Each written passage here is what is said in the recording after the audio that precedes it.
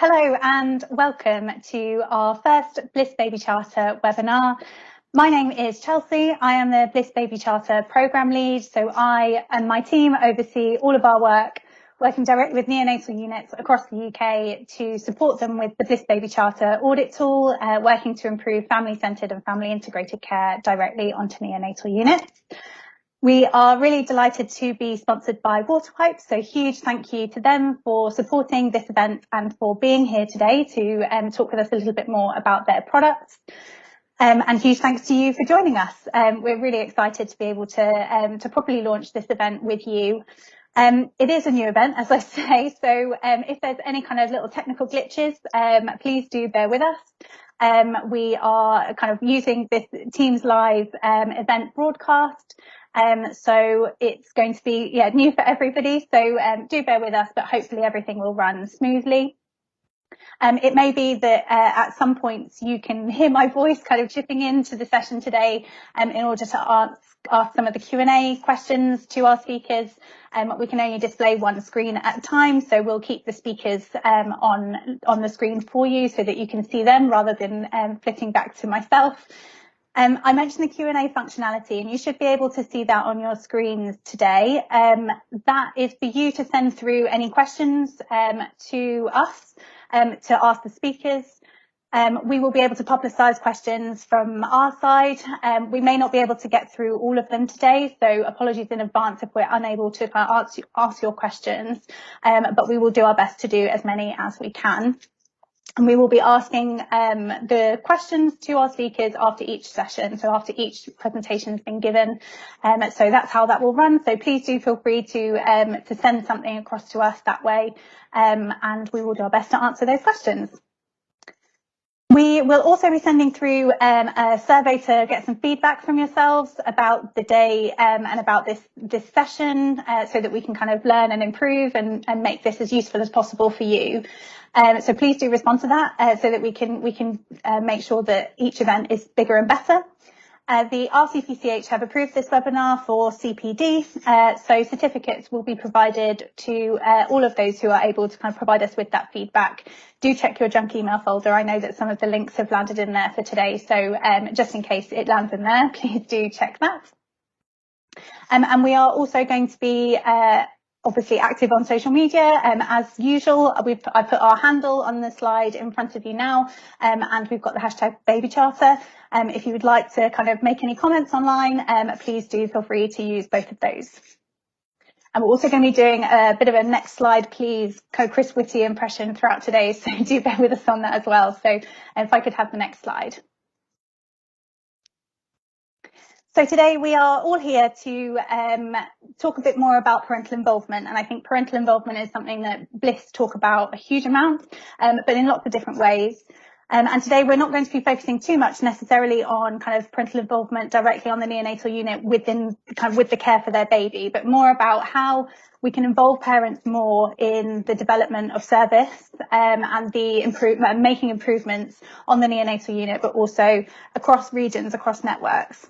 So we're really excited to kind of start this conversation. It's definitely something that features within the Bliss Baby Charter, which I'll touch on in a moment.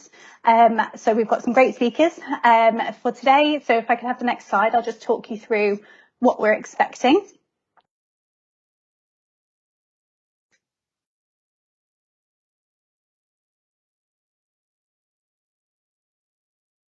There we go. Great, thank you. Just going to give a bit of a brief introduction and then move into a little bit more of an update about the Baby Charter and where parental involvement fits in.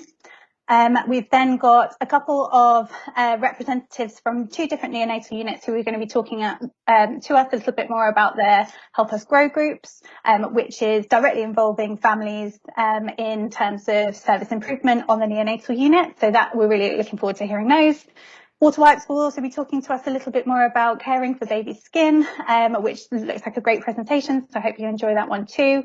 And then I'm really delighted that we have Emily Smith, who is a parent who has experienced neonatal care, talking to us a little bit more about becoming chair of the newly formed Parent Advisory Group in the East of England, and Claire O'Mara, the lead nurse, is also here to talk to us a bit more about that as well today. And then I'm going to be bringing everything to a close. So that's kind of what we're expecting for the day. If I could have the next slide, please.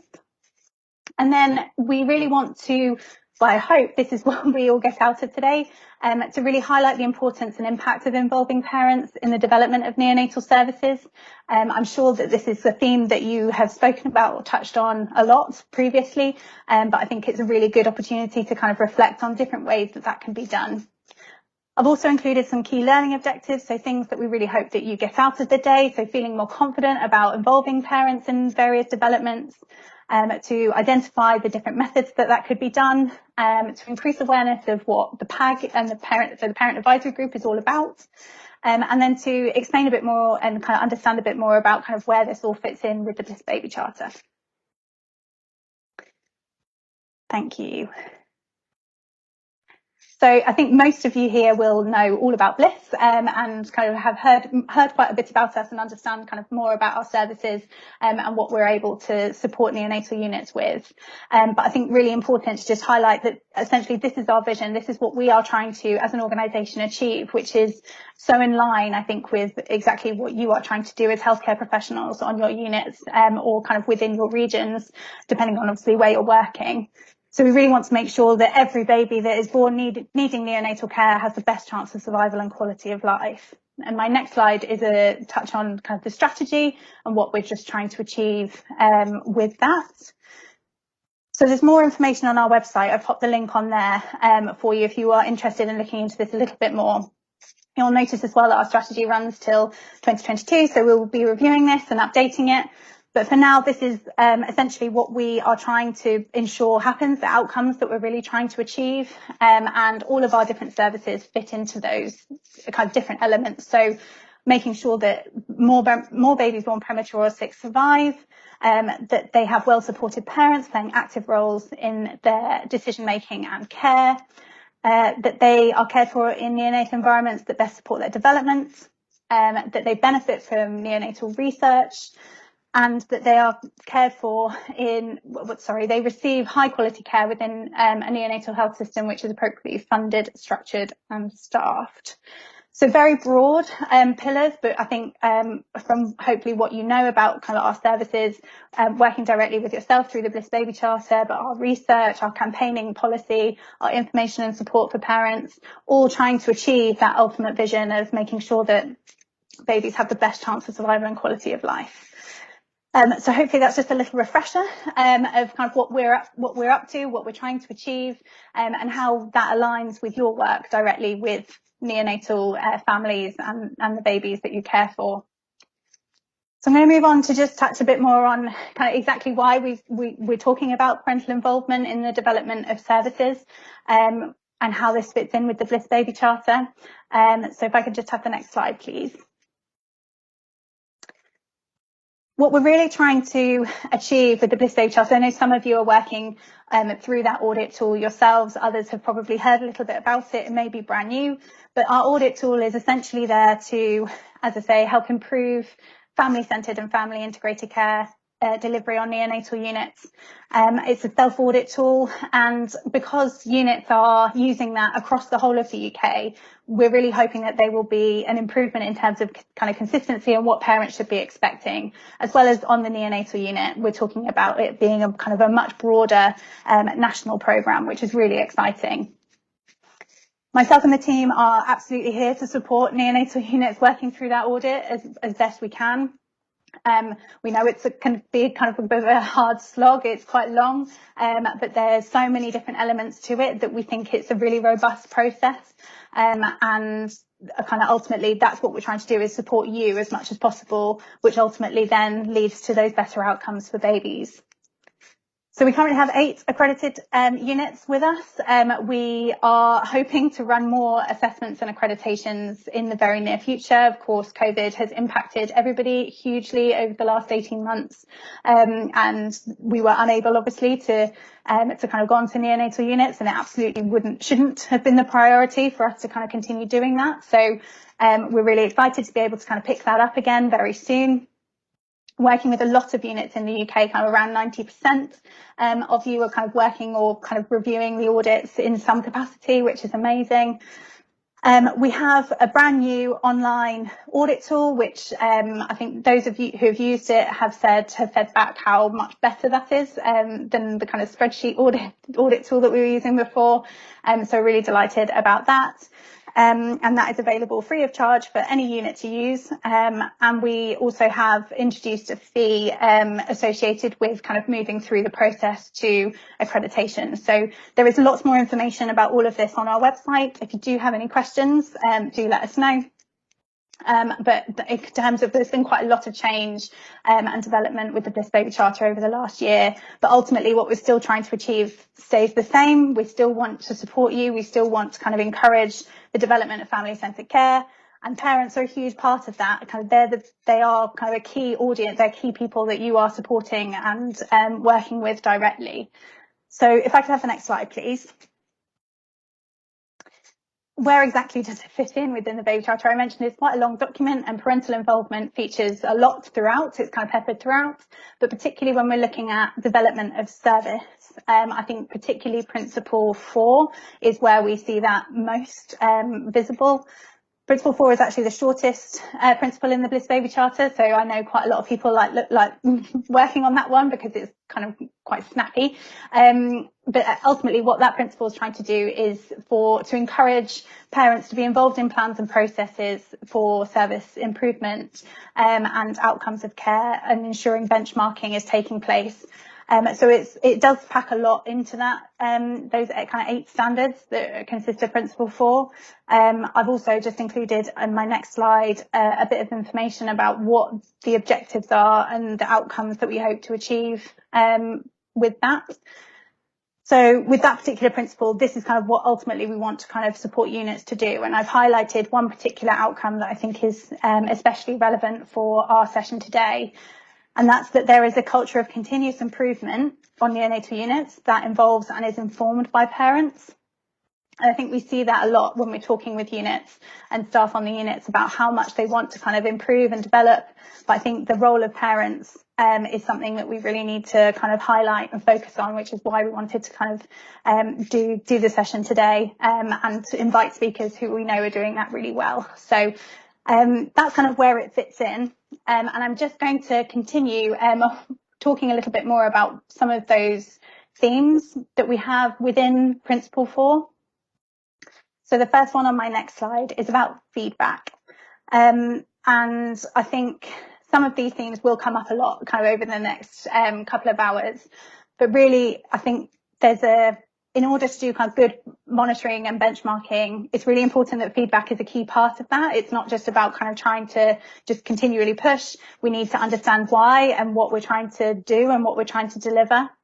And that feedback should be regular. It shouldn't be something that kind of just happens once or twice, but is regularly sought and collated and used in an effective way and fed into the decision-making processes. Which I think all sounds quite straightforward, I know is much more difficult in practice. But I've got a couple of examples on the slide here that just demonstrate kind of how that could be done, how that could look on your unit.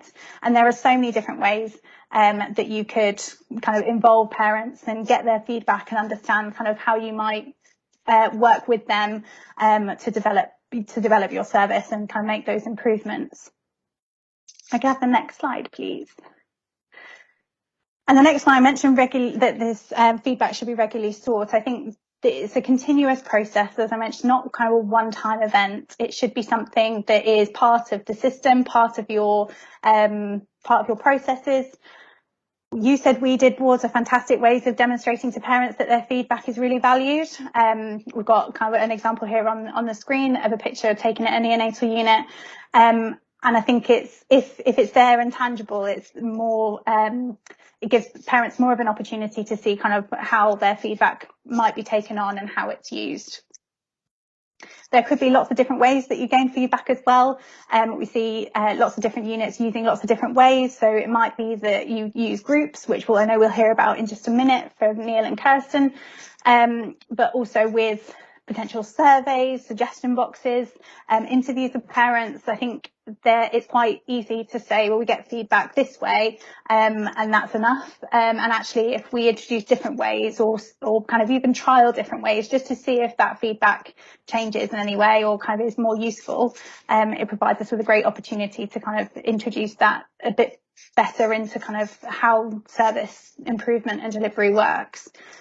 I think also worth mentioning that we shouldn't forget post-discharge too. I think also parents, we've heard back from parents that their time to reflect often happens when they've been discharged.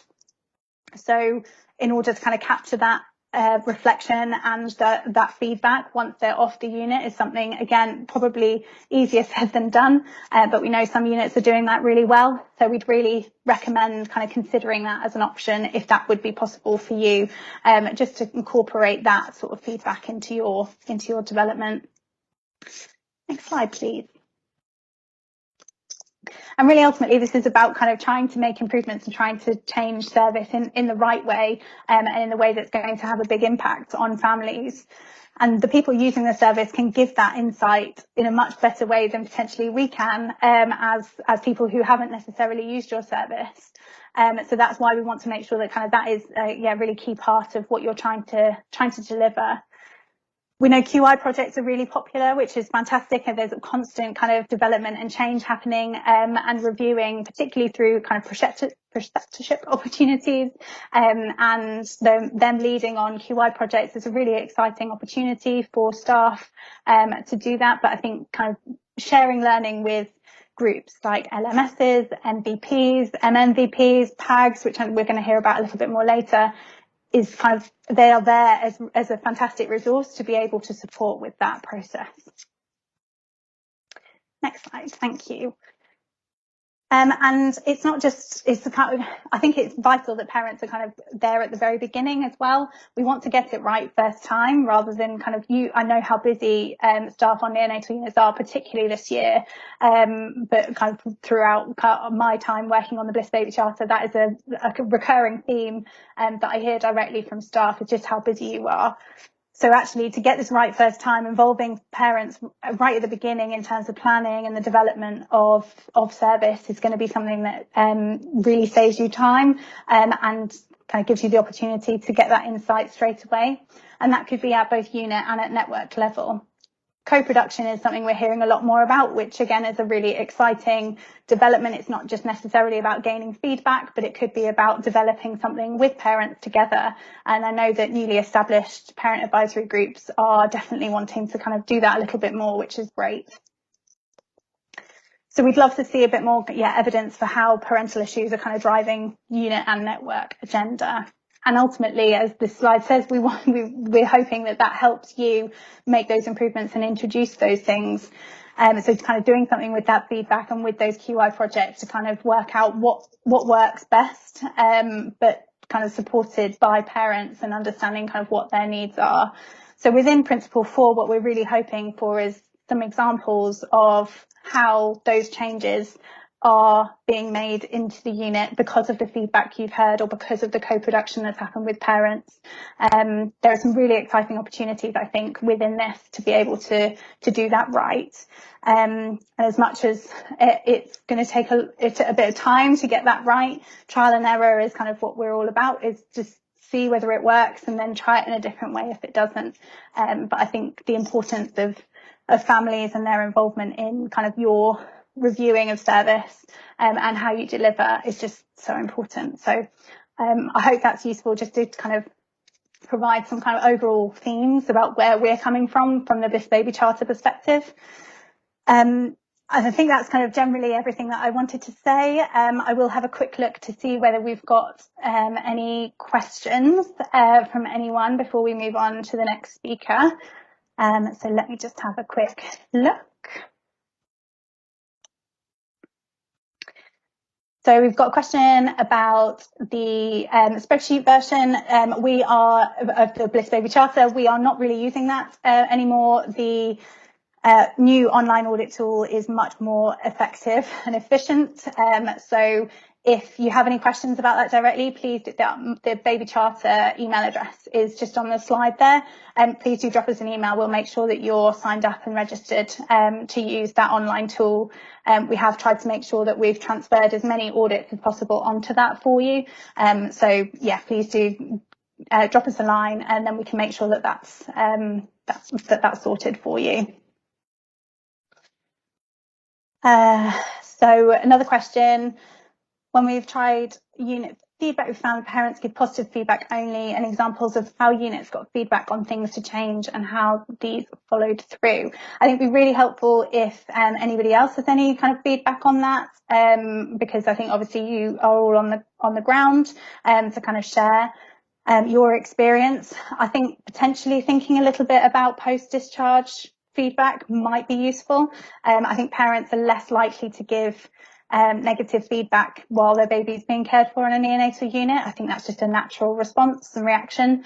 So it might be that if you feel like you want some kind of a different style or a different type of feedback, that might be worth waiting until a little bit later on to kind of ask that question. But of course, if anybody else has any feedback on that, please do share your thoughts.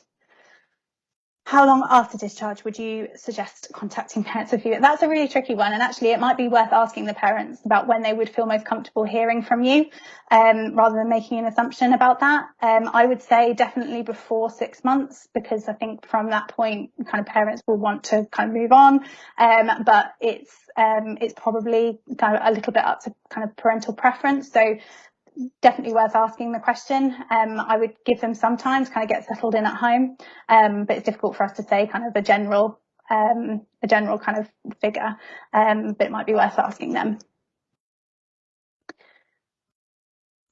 Somebody in Malta looking at developing their own charter. Yes, absolutely. Please do drop us an email. The audit tool isn't available for units outside of the UK, but our standards are all published on our website. And I know that some units in other countries have referred to it and use it as a tool. So yeah, please do. The email address for our team and my own personal email address is on the screen. So feel free to get in touch with us. Tips on how to address reluctance to change culture practice despite audit results showing the need for it. It's really hard, really hard. Thank you for your question. I think there are lots of different ways that can be managed, and that might again be something that we need to take off this webinar and into another conversation. So please again do drop us an email and we can chat with you a little bit more about that. But of course, if anybody on the webinar, has any feedback or tips to share immediately, it'd be great to kind of hear from you. Recording. We are trying to record this. It's new tech for us, as I mentioned before, so we haven't widely kind of declared that this will be available afterwards, but we will try to make sure that it is if we can. If that is the case and we're able to, then we'll share that with you afterwards, after the webinar. Great. Thank you so much, everybody, for your questions. I hope that was useful. What I'm going to do now is hand over to our next speakers, Neil and Kirsten, who are going to talk to you a little bit more about their Help Us Grow groups on their neonatal unit. And please do feel free to kind of keep asking questions throughout. We will try to respond, as I say, as much as we can. So firstly, we have Neil, who is a consultant neonatologist and clinical researcher. He currently works at the Royal Hospital for Children in Glasgow. I know he's a huge advocate for FICare and the development of that within neonatal units across the UK. And he's going to be talking a little bit about the team initiative for the Help Us Grow group and how that's looking, particularly after the past year. And we also have Kirsten Sherlock, who's a practice development nurse based at Stoke Mandeville Hospital. She is co-founder of the Help Us Grow group at Stoke Mandeville Hospital. I know that she was quite inspired by hearing Neil speak about that at another event, and I think it's a great opportunity to hear a little bit more about how she went about developing her Help Us Grow group, and obviously the impact of the past year and what that's had on that group too. So we'll pass over to Neil, then to Kirsten, and then I will kind of chip back in to respond to some Q&As. I hope that's okay. Thank you. Over to Neil. Thanks very much, Chelsea. Hi, everybody. Hopefully you can hear me okay. Yeah, getting a nod and a thumbs up. That's all good. Thanks. It's a pleasure to join you all today. And I'm really excited to hear the other speakers, actually, and Kirsten in particular coming up next. But just going to use the next few minutes, really, I suppose, to share a little bit of an update on our own family integrated care group, what we call the Helping Us Grow group. And I'm really presenting here on behalf of all of my colleagues within the neonatal unit who are all part of that and all contribute to it and have done over the past 5 or 6 years, really, since we got started. And next slide, please. Thanks, Ollie. So this, as you can appreciate, is not during the past year. This is one of the photographs of our group, our monthly meetings in the previous years. So the idea behind the group really started with us sitting down in a room with patients and patient families, parents and staff within the unit, and it really was an informal, regular get together. And it was an opportunity really to hear from families what their experience was of being in the unit and thereafter as well, but also from staff about, you know, their experience of trying to support families or the challenges around that. And I think through chance more than design, it just became the cornerstone really of us trying to develop a kind of family integrated care approach. And it was such an important opportunity for us just to work with families. So Chelsea touched on this point of co-design and co-production, I suppose, of change in our unit. We probably didn't call it that or appreciate that that's what it might be called at the time, but really just this idea of forming ideas together about how we could improve the experience for families and then implement that. So I suppose it goes to that aspect of the charter that we were just hearing about, which is not just about the hands-on involvement of families in their baby's care, which was of course what we were aiming towards, but also in a wider sense that they're helping guiding all of our work within the unit and service improvement in the unit in general. Next slide. Thanks very much, Ollie.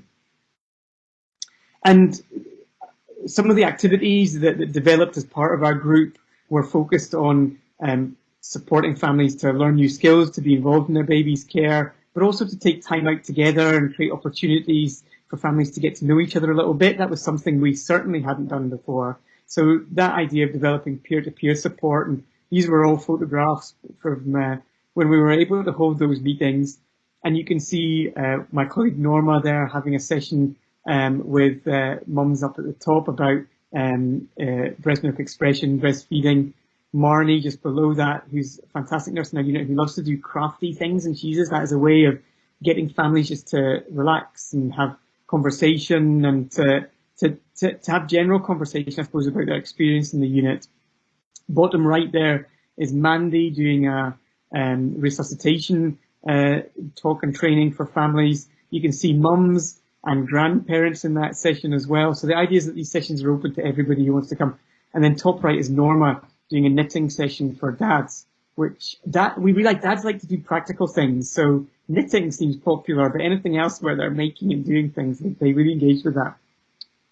So some of the work that was going on before COVID, I just tried to move the slides forward myself and realized that I can't do that. Ollie, over to you again. Thanks very much.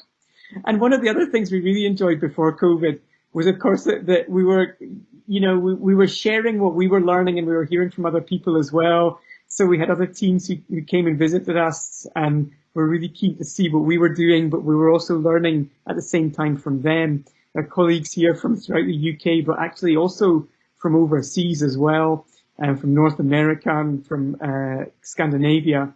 And the top right was actually a visit from some colleagues through the Institute for Health Improvement, and they were not necessarily colleagues in neonatal settings, but what they were interested to see was more of this collaborative approach of working with families and empowering staff and families to lead change in the unit. And I think that's a more sort of generic approach that we took that they felt translated into other settings. Next slide again, please, Ollie. Thank you. So then COVID happened, and all those great opportunities we had for getting together with families and for supporting them in person in the unit and bringing them together just changed overnight. I know everybody else will have had very similar and tough experiences, and I think we're still going through it really. This is just some data from a evaluation we did with colleagues within our own neonatal unit, but also in Leeds as well, with Liz McKechnie and Don Clements there. And we basically surveyed our colleagues to understand what the impact that they were seeing was on neonatal care of the pandemic. And this is a small piece of work that accompanies some other really interesting papers that have been coming out at the moment about this. And we focused on the staff because a lot of other work is focused on the family's perceptions, but a lot of what the staff told us was their concerns about what the impact had been on families. And in particular, as you see here from the word cloud, this sense that it was really hard to deliver the same level of what we were calling family integrated care, family involvement, the challenges about parents not being able to visit is the wrong word, but parents being able to be there together, of fathers, particularly in the early part of the pandemic, being excluded in the antenatal wards, and then sometimes in the postnatal wards and in the neonatal unit to some extent as well. And then all the challenges of PPE and the frustrations of the impact that had on communication with families and of parents communicating with their baby as well. And the stress for everyone as well. Next slide, please, Ollie. But we also heard from staff about the impact it was having on them, and I suppose how that was then impacting on their ability to do their job. And these are just some of the themes that came out from that, which were really quite shocking for me, I think, to appreciate, the effect it was having on my colleagues' mental health, on their impact of not having the usual hobbies and social life, all the challenges of homeschooling, and when they did have a bereavement within their own family, the challenge of grieving through that with all the restrictions that were happening, and this sense of isolation, I think, for colleagues in the neonatal unit as well. So all of that we felt was having an impact, not just on families being able to be involved, but then on our ability to support them and to deliver family integrated care. Next slide, please, Ollie. But alongside, I suppose, appreciation of all those potential challenges has been some really great work to try and mitigate those, to address those. And I think, as soon as these restrictions hit at the same time, a lot of colleagues in our team and in other teams were thinking, well, how do we push back against that? How do we try and minimize the impacts? These were just some of the positive examples from Leeds, some of the things we did in our unit, which I'll talk about in a second as well. There was a sense that if family integrated care was being challenged, then we needed to step up our support. And in Leeds, they set up a dedicated family care team. We developed some online resources so that we could try and address that loss of those in-person sessions. Technology became really important. I'll come on to that again in a second. And providing the financial support and the resources that families need as well, including with donations from external third sector support. Next slide, please, guys. Thanks very much. Interesting, in terms of feedback, early on we tried to do our virtual hug meetings, and we found that actually parents were struggling to join those, but we still got really good engagement from staff. And in terms of getting feedback, it was interesting. A lot of the feedback started to come through conversations that people were having with families, and I think that's a really important source of feedback. It's great if we get them to write it down, in surveys and in feedback forms, but I think we've also learned to really take on board just what happens in individual conversations and then to feed that back to our group.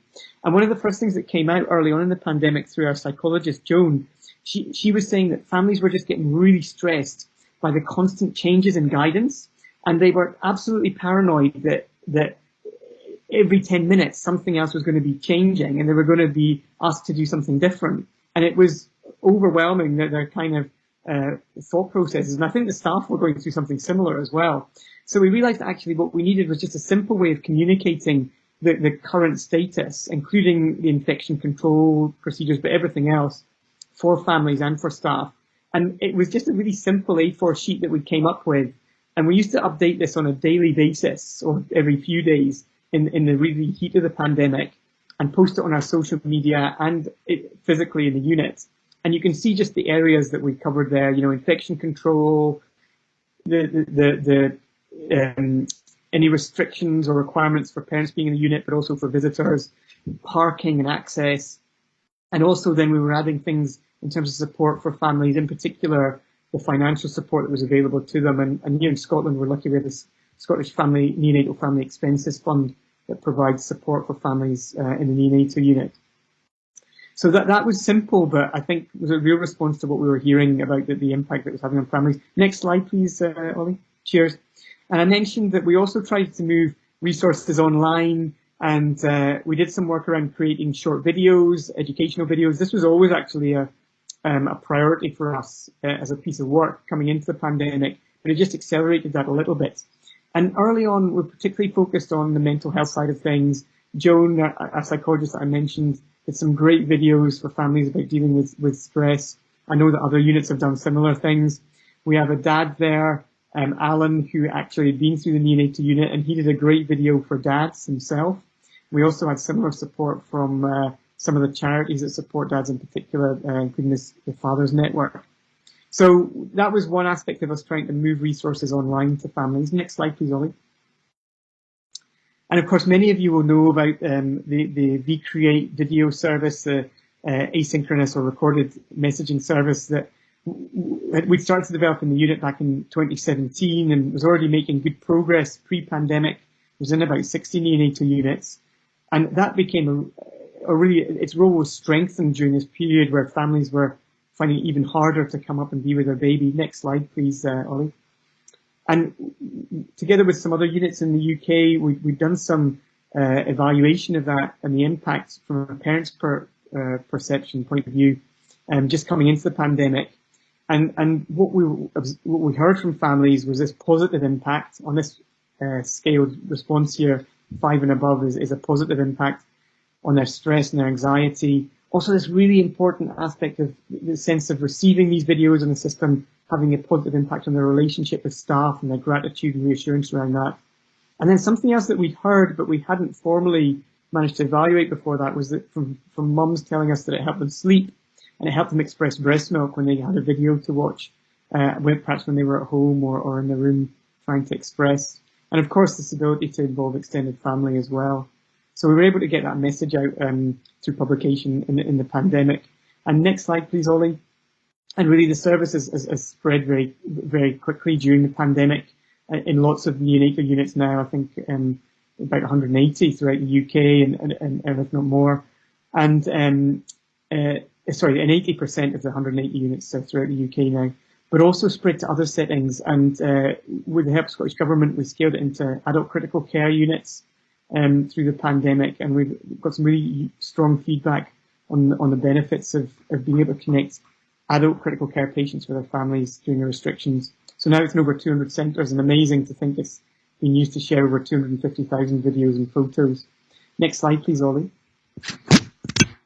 And actually, just to mention, one of the other things that happened during the pandemic was actually flipping the service to enable families to share videos with clinical teams, and that's been something that's been really successfully piloted across the country here in Scotland for neonatal follow-up for 3 months, 6 months, and 12 months neurodevelopmental follow-up, and also being picked up by our colleagues in neurology who are using it for their services.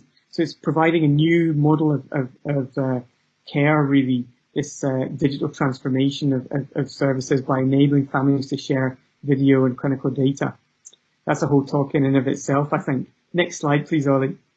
So I just want to finish up there, really. I suppose the message is, it's been a challenging year, but it's been really great to hear about all the ways that teams and families have responded to that and tried to continue to progress the family-centred care, family-integrated care approach. And this last slide was really just to highlight how important our social media has been throughout that as well, as a way of families being able to share their stories And as always, that gives staff a real boost to see the progress that families are making, but also other families to see the journeys that those before them have gone through. And this particular post was about something called Lap the Map, which was supported by our hospital charity, which was really a way of getting us all out in May to run and to walk and to log our miles as a charity challenge against the Children's Hospital in Edinburgh, who are usually a bit more active than those of us in the West. And it was also, I think, going back to that data that we had before about the impact of the pandemic, not just on families, but on staff. I think this was a really positive way of helping us to all get outside again, to, I suppose, improve our mental health. Definitely had that benefit for me.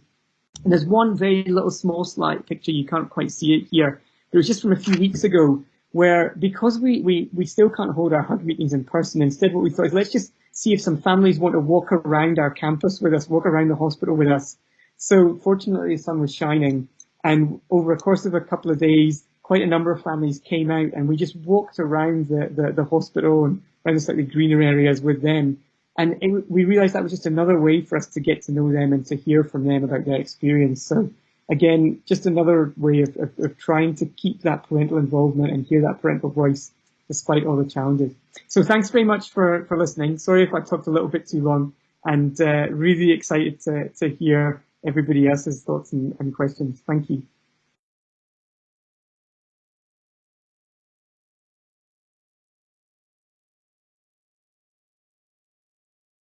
So my name's Kirsten and I work at a very busy local maternity neonatal unit in Buckinghamshire, and I was lucky to see Neil and his team speaking at the Bliss conference in 2009. So with invitation being the greatest form of flattery, I pinched his idea and decided to use it on our unit. So if we move on to the next slide. We held our first hug at Christmas 2019, and as a form of bribery to get people to come along and buy into what we were doing, we got some posh cakes and coffees and tea, and we invited staff and parents to come along and see what we do. Kind of an informal chat, just speaking to parents and staff about what their feelings were about being on the unit, how they found the neonatal environment, and how they felt in general about having a neonatal experience. I also wanted to give consideration to the fact that some conversations might not always be appropriately held in front of other people. So down there in the bottom right-hand corner, you see we also had a book. So if anybody wanted to document something that they might not want to mention in front of others, we have that, and then come back to them later. We also need to be mindful of the fact that some of the queries or concerns that staff wanted to raise might also not be appropriate in front of families.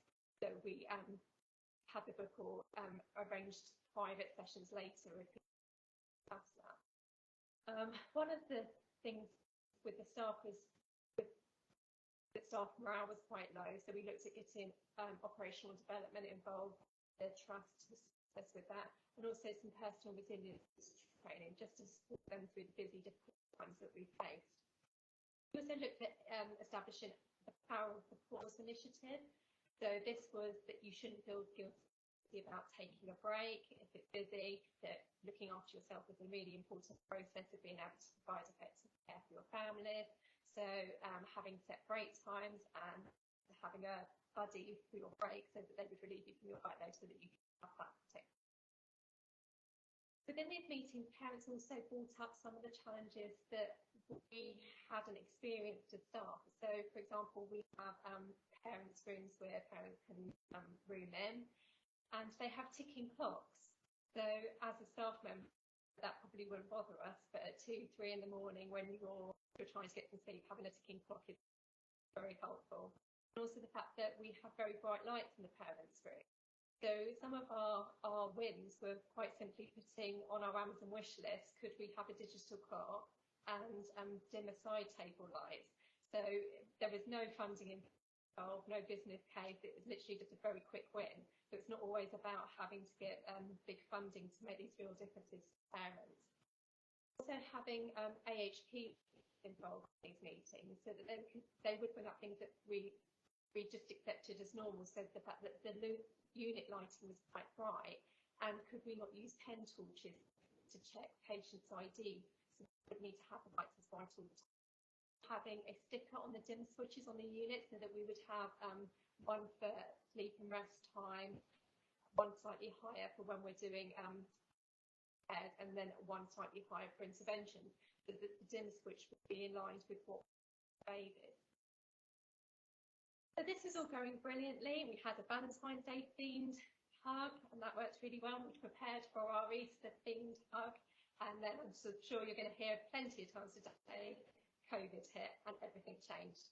So we had all of our Easter eggs ready, but then was unsure how we would manage this in the new world that we were living with.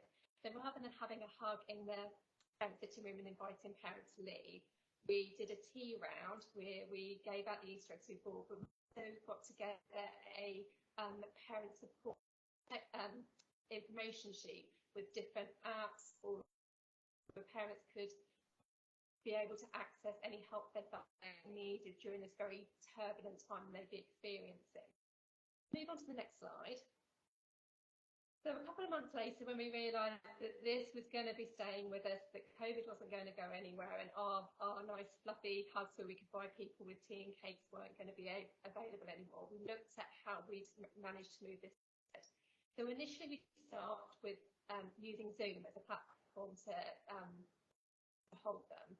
This worked really well with the parents, and actually the parents, because there was limitations of when they'd be present on the unit, we then arranged it for a time when this would happen. So parents were really engaged and came up with some brilliant ideas during this. One was about a parents' discharge meeting, which I'm very aware might not be appropriate for all parents. Everyone had their own ways of processing information, but a few parents kind of pointed out that they'd been in with a 24-week and had a long neonatal journey. So the opportunity to debrief this prior to discharge would then mean that once they'd got home, they would be able to just focus on their new life as a family together. So that might not be relevant for all families, but that should be offered to some of them. And we've got some buy-in from our looking at how we can provide that. So with the fact that we weren't necessarily getting the involvement from the staff and the multi-system team, we then moved over to the MS Teams, which was an awful lot easier to kind of blanket enroll everyone through their emails, and we saw a lot better involvement in that. And still we're using that at the moment. Some of the ideas that have come out of these sessions are parents are concerned how they would care for their babies and how they would act on discharge in this with a vulnerable baby going into the community with COVID. So we managed to produce a letter that all parents would. We also looked at how we were siblings to feel engaged with their babies while they were here. So we looked at drawing pictures and bringing it in and writing stories. And around Book Day, we also did quite a big poster presentation about how children could write stories that parents could then read to their babies to make them feel involved in their new brother or sister's lives. Parents are concerned about how to manage their expectations. So having a graduate school where parents could choose to put their baby's pictures up and what their gestational age was when they were born, their discharge age was. Kind of gave parents a little bit more of an insight of what they could expect from their journey, and then we've had lots of positive feedback from that. And we've also looked at how we can empower parents to feel involved in their baby's care at this time. So things like pain relief. So we've shared documents on Facebook and different Facebook pages about how to support integrated care and OTs as well. And we've actually got our OTs and our physios producing a video about how to support their babies during painful procedures. So at the moment, we're kind of running a bit of a hybrid of the virtual hug and the physical hug.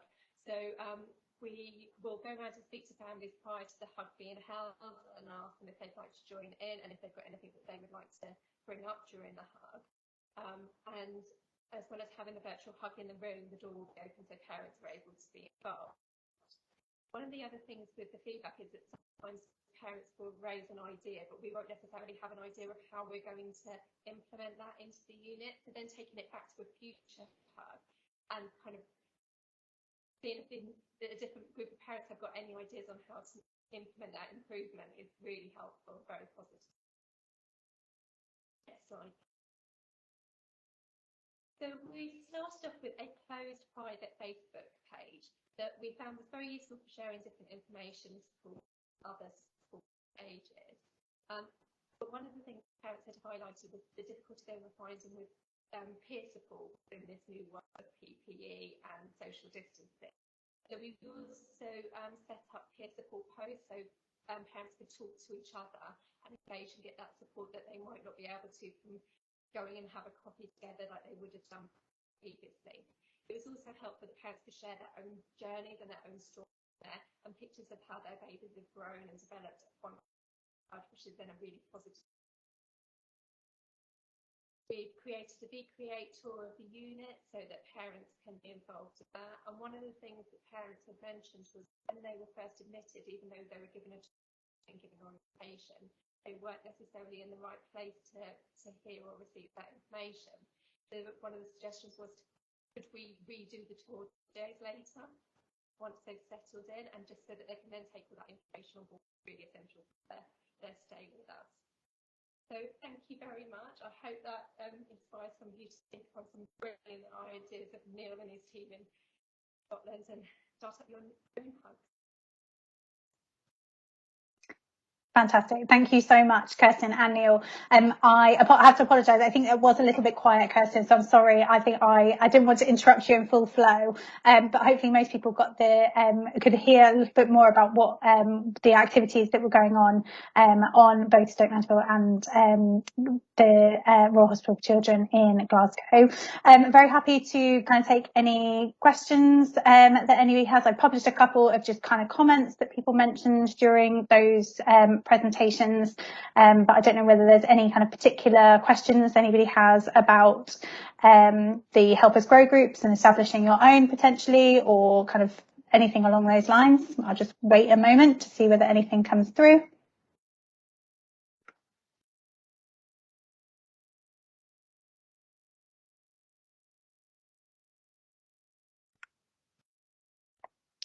So there is a slight delay when you're doing Teams Live as a broadcast, so there's about a 20-second delay, so it does feel a bit odd. So apologies if it goes quiet for a moment.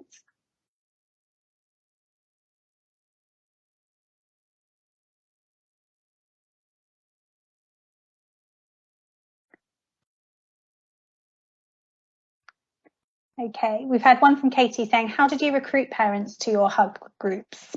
So I don't know whether either of you would like to take that question.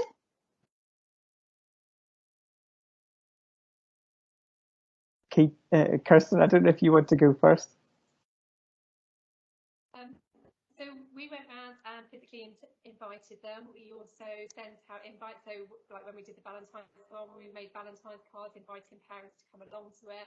And then with the Facebook page, we shared the link. Once we moved onto the virtual platform, we shared the link via the Facebook page, as well as signposting parents to it, physically inviting them. Yeah, I think thinking about during COVID, it's been really hard actually to encourage families to join the virtual group, and I think that was from our centre. So I was really impressed by the progress that Kirsten had made with that.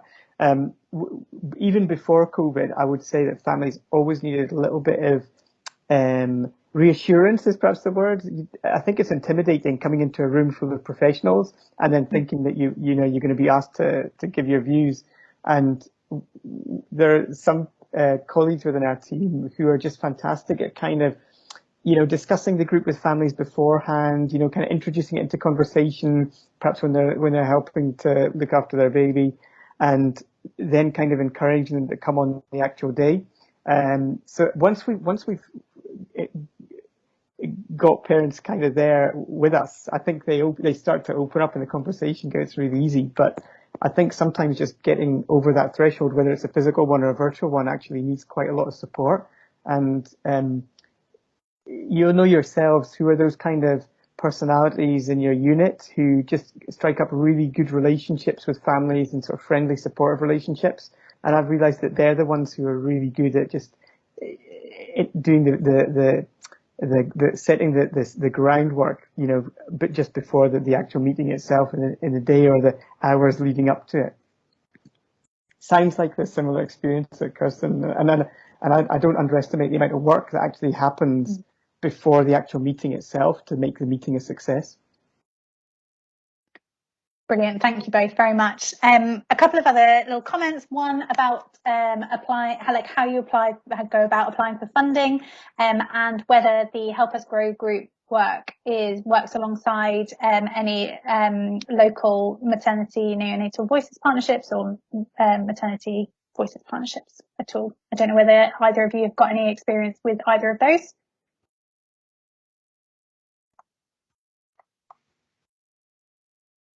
Kirsten, I don't know if you want to go first again. I can just speak very briefly. I'd say when we started, we didn't have any money, and I know other colleagues in other departments or units have kind of taken the view that they would go and find funding before they got started. In our unit, we just had a sense of kind of wanting to get on with things, and we weren't going to let not having any money to begin with stop us, and that's what we did.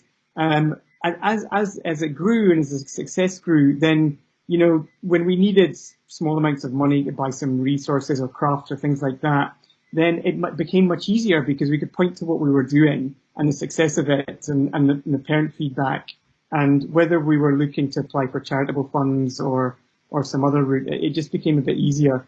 But I suppose what I would say is don't let a lack of funds stop you. Great, thanks. Yeah, that's very Go ahead, Kirsten. I have a funding budget of none. We tend to, I'm lucky because I'm a practice development nurse, so I manage my own diary, and then the other person who co-hosts it with me, she uses some time on her management day.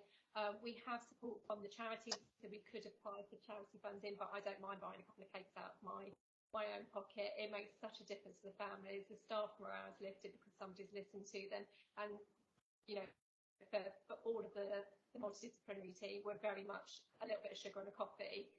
We'll share our experience and what we want for the unit. So I think what I'm needing to buy, we can very easily get out of asking support families. We haven't needed to request anything as a big budget yet. It's working on those smaller projects that can really make a difference, because actually those little things are what families really need to see, that it makes a huge difference. And the allied health professionals are also really supportive, so that makes a really big difference to. Fantastic. Thank you both so much for your time and for sharing your experience. I know there's been a request for some sharing of email addresses, so I don't know if you'd be happy to pop those into the Q&A so that anybody who has some kind of further queries or questions and wants to explore that a little bit more will be able to contact you. If you're happy with that, that would be amazing. But we're now going to move on to our next speaker, who is Claire Ryan. She is the Medical Science Liaison at Waterwipes. Claire is a qualified midwife. She studied midwifery in Trinity College Dublin and went on to train in the Coombe Hospital, where she became staff midwife in 2012. Her midwifery career has taken her across the seas, overseas to Australia, where she worked for a while, and then eventually became assistant nurse unit manager in 2016. When she came back to Ireland in 2018, she spent a year back in Coombe Hospital on the agency side before taking up a role with the Medicare Health and Living in 2019 as maternity support specialist. And then continuing her passion for infant and parent care, Claire joined Waterwipes, the world's purest baby wipes, in 2021 as a medical science liaison. She provides education and support to healthcare professionals to ensure the safe and effective cleansing of babies' delicate and sensitive skin. And her role is central to the company's medical team as the brand continues its commitment to continue research and development to promote and enhance infant skin care. So, Claire, over to you. Thank you. Hi, thank you, Chelsea. I'm delighted to be here today to join the discussion on parental involvement and improvement development, of neonatal care. I'll maybe just wait until we get the slides back up there. That's the one, yeah. And then actually we can move on to the next one if that's all right. So the use of baby wipes is on the increase. I've seen it in my own practice where parents are using wipes instead of the hospital recommended cotton wool and water in the immediate postnatal period. I've heard it anecdotally from a number of colleagues, and then we're also seeing increasing numbers of hospitals and neonatal units now providing water wipes for use in the hospitals on both term and preterm babies. Recent articles recognise that baby wipes usage has become increasingly common for cleansing diapered skin, and with some hypothesising that this may be because parents don't have confidence in water alone as a cleanser. The NICE guidelines on the management of nappy rash recommend using water or fragrance and alcohol-free baby wipes. However, many units within the UK continue to recommend the use of cotton wool and water only for use on babies postnatally. 2 seminal studies have shown no greater skin irritation where baby wipes are used. In fact, baby wipes were associated with a decrease in skin irritation compared with cloth and compared to cloth wipes. Parents have often reported that baby wipes are more convenient to use than cotton wool and water, and today, with parents having a greater opportunity to be more hands-on with their baby in the neonatal unit because the hospitals are adopting family-centred care. Next slide, please. So with this in mind, perhaps it's time to embrace the practice that more and more parents are using, challenge current guidelines, and to consider if there is anything purer than cotton wool and water that can be used on newborn skin. Next slide, please. So water wipes have recently been validated as being purer than cotton wool and water by the Skin Health Alliance. The Skin Health Alliance are a group of independent dermatologists from all over the world. They award professional dermatological accreditation to different products and brands. And they do this by doing a full scientific review, followed by professional analysis of research, including thorough assessment of the ingredients, clinical trials and proof of efficacy. And ultimately, the aim of the Skin Health Alliance is to reassure parents that the products have been independently verified as skin safe. Next slide then, please. So, in order for the Skin Health Alliance to verify that one or more items as being purer than the other, they examined 2 key areas. So they looked first at cotton wool in detail, including the processes of manufacturing cotton wool. And then they looked onto the water side. So they looked at the different types of water, the impurities within it, and then examined water wipes processes as well. First, though, they needed to establish the meaning of the word pure. And pure is defined as not mixed or adulterated with any other substance or material. It's something that's pure is without any extraneous and unnecessary elements, and it's free of contamination. So in this situation, pure would be used when comparing 2 or more items, and could be used to differentiate the items and to declare one as being more pure than the other. Ultimately, the item that displayed the greatest extent of purity could be claimed then as being purer than the others. Next slide.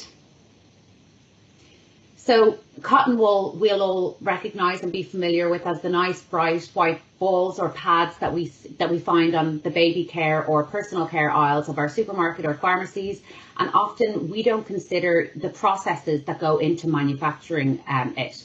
But the process of manufacturing cotton wool is actually quite a complex one because it goes through a few sequences of stages to make it free from impurities. And you can see here in the diagram that in step 1, so the cotton is opened and cleaned, and lint and foreign substances like husks and leaves and seeds are removed.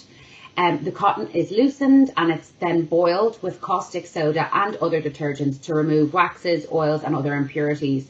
And then the cotton is washed again. It may surprise some of you to learn that cotton has a brown colour to it. And this is a result of the chemical treatment used on raw cotton. And so step 2 involves bleaching the cotton with bleaching agents like hydrogen peroxide in order to make it whiter. In step 3, the cotton is washed to remove chemicals, and then it's neutralized using diluted hydrochloric acid or sulfuric acid, and this reduces the excess alkali properties within it. And then the excess water is removed and the fibers are separated. The cotton is then dried, it's opened and set into laps. It goes through a carding machine and is wrapped into layers. And then in step 7, you can see the cotton is compacted and rolled again. It's then weighed and cut into the desirable formats that we recognize, so the cotton balls or cotton pads, before it's finally packed. So the Skin Health Alliance reviewed this process and they noted the fact that various chemical detergents are used in the processing. And they also considered that cotton wool is not sterile in its final pack, and it can't be guaranteed that small pieces of cottonseed or other impurities will not be found in the final product. And so in this way, cotton wool, which is purchased by consumers, might not be entirely free from contamination. And so in this instance, it didn't fulfill the definition of pure as we had previously explained. Next slide then, please. They also considered that if the same piece of cotton wool is used a few times on the baby, then that may contaminate the water that's being used. Similarly, if a fresh piece of cotton wool is used each time, but there's excrement found on the hands, then dipping the hands into the water may also contaminate the water for the cleaning process. So next, the Skin Health Alliance looked at water purity. And the current advice is to use cool boiled water. However, in practice, we know that many parents are using tap water. The Skin Health Alliance examined the different types of water that you can see on screen. Typical raw water before processing contains many impurities, including microorganisms and contaminants. And even in tap water, we can see low levels of chlorine, copper and zinc, among others. Boiled or regular tap water is never completely free from chemical impurities like lead, magnesium salts and arsenic. So you can see on this slide that the ultra pure water that's used in water wipes is the purest water that can be used.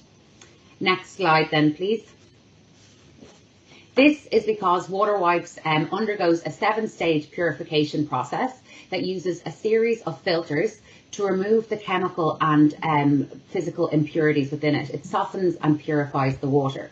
And the purifying process makes the water significantly purer than cool boiled water and produces a unique product that effectively cleanses the skin without the need for several additional ingredients that would normally be added to other wipes. We also then declared information around the surface tension of our wipes, and this is a critical area to understand. So most other wipe manufacturers have to add surfactants to lower the surface tension in their product. And you may be thinking, well, why do we want to reduce the surface tension? Reducing the surface tension of water helps to improve the wetting surface, and this is the key to getting a better clean. Next slide then, please. So there's just a little video here.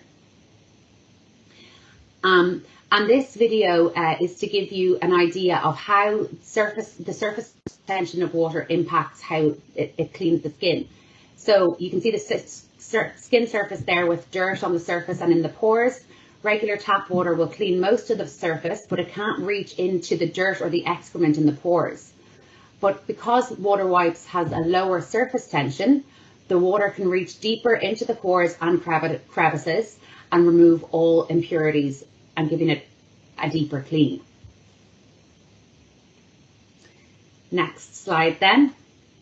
So we tested the surface tension of regular water and compared it to the surface tension of a number of our competitors and then to the water used in water wipes. And in this graph, you can see that tap water has a surface tension of between 70 to 75 micronanometers per meter. Boiled water is the same, and this is because boiling water doesn't impact or reduce the surface tension of water. So if you think back to the skin being cleansed with just the tap water earlier in the video. However, the surface tension of water wipes water is much lower at almost 35, allowing it to clean all the impurities. And you can see other wipes, their surface tension levels range between 25 to 45. But this is achieved through adding surfactants and other additional chemicals. So the lower surface tension of water wipes means that baby's skin is effectively cleansed without exposing them to unnecessary ingredients. Next slide then, please. The other ingredient in water wipes is the grapefruit seed extract, and that helps to maintain the integrity of the skin, and it acts as a protective barrier and natural skin conditioner. And it's also used as a mild and natural preservative. It's a naturally derived extract that's rich in vitamin C and has antioxidant properties. Next slide. So the Skin Health Alliance also noted that water wipes are manufactured under clean room conditions, which are normally used for manufacturing pharmaceuticals. And this they've sort of viewed as helping to protect the purity of the wipes. And so from all this evidence, the Skin Health Alliance concluded that although cotton wool and water is a suitable method for cleaning babies during nappy changes, water wipes are a pure method for cleaning for parents who are looking for an alternative solution. Not to mention that parents often find using cotton wool and water to be quite fiddly. So water wipes offer them an easier to use alternative, which is paramount to anxious parents in the challenging neonatal unit environment. Next slide then, please. Water wipes recognises the vital role that neonatal and paediatric nurses play in caring for these sick and preterm babies. Through our healthcare professional website, HCPs can access resources for parents on nappy changing and tips for helping parents to care for their baby in the neonatal unit. We also distribute milestone cards to help parents celebrate and acknowledge the achievements and victories their babies make in the time in the neonatal unit, as well as supporting World Prematurity Day. So not only are water wipes validated as being purer than cotton wool and water, but a recent independent study has found that using water wipes in the neonatal unit can reduce the incidence and duration of nappy rash in preterm infants. Next slide, please. So the study was a quality improvement study that was completed in a neonatal unit in the University of Utah Hospital. A total of 1,070 preterm infants participated, with 11% of those participating being born before 30 weeks gestation. The study involved the introduction of novel minimal ingredient baby wipes, water wipes, and the implementation of a standardized perineal skincare guideline. Next slide.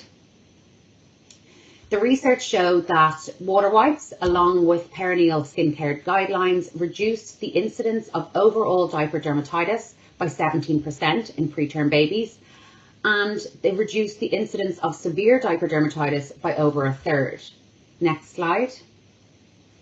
It also showed that water wipes, along with the perineal skincare guidelines, reduced the duration of severe diaper dermatitis by more than half. Next slide. Furthermore, the study demonstrated that by switching from cloth and sterile water to water wipes, next slide please, the neonatal unit made a saving of $13,500 in a year.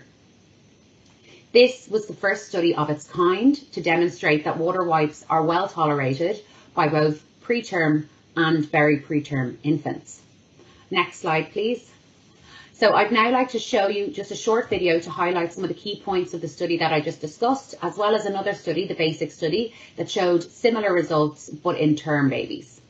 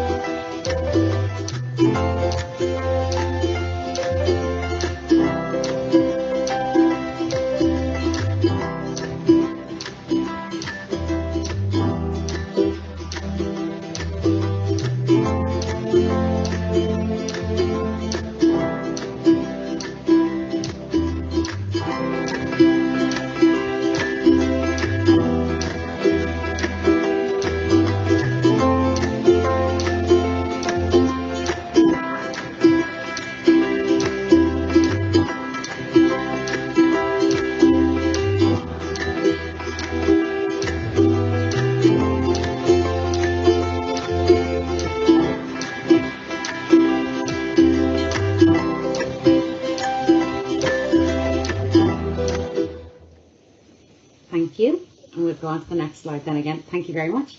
So it's great to be able to share these two great studies that support the use of water wipes on both term and preterm babies. And often parents will seek guidance from their nurses or doctors on which are the best products to use on their baby, particularly when they go home. Knowing that the wipe that they've chosen to use on their baby can reduce the incidence and duration of nappy rash may provide reassurance to parents during their stressful time in the NICU and at home. Parents report finding wipes easier to use as they're less fiddly, which may give them more confidence attending to baby cares in the NICU. And they're a more time efficient option as the process of cotton wool and water involves boiling and cooling water. They're more convenient, especially when they're on the move, and water wipes are now 100% biodegradable and home compostable, which is welcome news for parents who want to protect the integrity of their infant's delicate skin, while also protecting the planet that they will one day inherit. I hope that I've given you some food for thought about introducing a practice that has been embraced and is trusted by parents to your neonatal unit. And with that in mind, next slide please. We are offering samples of water wipes to all attendees at the conference today. So if you wish to avail of this offer, you can click through the email that you received yesterday, either from Bliss or Water Wipes before this presentation, or else you can email us at hcp@waterwipes.com or log on to our Water Wipes website. And if you have any questions or you'd like to learn any more information about any of the items that I discussed today, again, you can contact us via email or through our website, or you can sign up to our newsletter where you'll receive updates on the newest research and any upcoming events or presentations that we might have. Thank you all for your time. I'm happy to answer then any questions that you might have. Thank you so much, Claire. That was really interesting. There have definitely been some quite technical questions that have been coming through the Q&A. I know that Alva, who is also a member of staff at Water Wipes, has been kind of going through some of those and answering some of them, which is great. So thank you so much, Alva. I don't know whether there's any particularly that would be useful to touch on. Quite a few around just trying to understand the kind of the plastic content and kind of what that looks like. We've had a query about trying to dry the nappy area after cleaning with cotton wool and water. What kind of whether there's any kind of advice about what the practice would be with water wipes, is obviously what you would dry kind of the baby with. I don't know whether you wanted to kind of comment on anything like that. Yeah, so like after we do recommend allowing the area to dry after the use of water wipes. So you can do like a short period of air drying, or else maybe a tissue or a cloth to dry just pat dry the area after a clean and before putting the new nappy on. Great, thank you very much. I think some of the others are, as I say, a little bit more technical, so it might make more sense to perhaps, Claire, I don't know whether you want to go on to the Q&A and maybe respond to some of those directly. Would that be okay? Yeah, perfect. Fantastic. Thank you again so much. That was really interesting. I'm delighted now to introduce you all to Emily and Claire, who are going to talk to us a little bit more about the parent advisory group that has been recently set up in the east of England. I believe Emily is going to be starting us off. Emily's son was born at 28 weeks and actually spent time in 3 different neonatal units. She's based in the east of England, which is kind of why she's obviously been, she was recruited through the East of England ODN to chair the newly established Parent Advisory Group, or PAG. So I think this is a fantastic opportunity to hear a bit more about kind of how parent involvement from a regional level, from a network level, is going to how they view that in the East of England and what impact they're hoping that will make. And I know that Claire O'Mara, who is the lead nurse for the East of England and really a driving force for the establishment of the Parent Advisory Group in her network, is quite keen to share some of her learnings through the process too. So I'll pass over to Emily. Thank you. Thank you, Chelsea. Yeah, you did my introduction for me. So my first son was born back at the very end of 2015 at 28 weeks. And as Chelsea said, we spent time in 3 different neonatal units. And during his journey, I recognised inconsistencies in the care that he was receiving, and particularly in terms of approaches to care. We had some incredible care that, you know, really transformed our experience, but there was also some that really lacked consideration for us as a family and our needs as parents. And I remember feeling on one particular unit that I just wanted to take this nurse and take her to this unit for a day so that she could see exactly how they approached having a certain conversation. And equally, I was like, this unit does this procedure really brilliantly, and I wish I could show this unit how they do that, because they involve the parents in that procedure, and that's important. And these were all really simple things, that they weren't complex. It was simply this feeling that if they shared some ideas and shared some knowledge, they could make things better for the family experience. And so following discharge of my son, and probably about a year later, I still had this feeling that I wanted to do something, that I wanted to share my experience and use it in a useful way to make things better and fairer for families who are going on a neonatal journey now. So first of all, I became involved in the National Neonatal Peer Review in 2017-2018, and it was doing that as a parent representative where I met Liz Langham, who's the director of our ODN, and Claire O'Mara, who's our lead nurse. And they invited me to be a parent representative for the East of England's neonatal ODN, specifically sitting at the clinical oversight group meetings as a parent representative alongside another NICU mum. And I did that for a couple of years, and then more recently we have formalised the roles into being a parent advisory group, and I became the parent advisory group chair. And we had our first meeting in September 2020, so we've not been there very long. And I'm going to pass over to Claire now, who's just going to talk a little bit about the recruitment for the parent advisory group. So over to you, Claire. Hi, can you actually hear me? Can yes, you hear Claire, me? we can hear you. you. That's good, that's good. Super. Thank you very much, Emily. So we all know the importance of our parent advisory groups. I don't think I need to go into why we have parent advisory groups. But what I was asked to briefly talk about was how we actually recruit to parent advisory groups.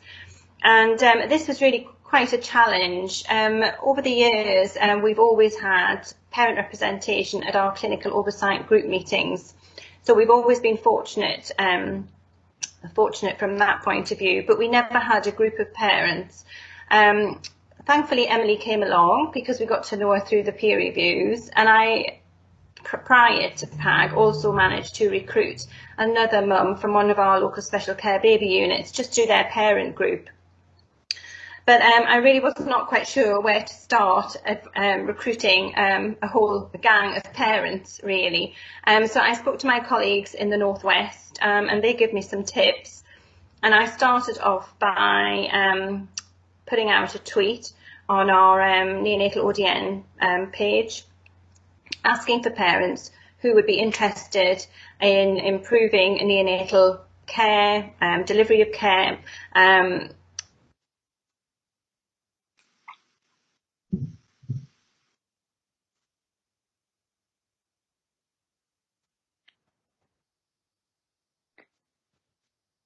Oh, we may have lost Claire. How frustrating. Hopefully she'll come back to us in just a minute.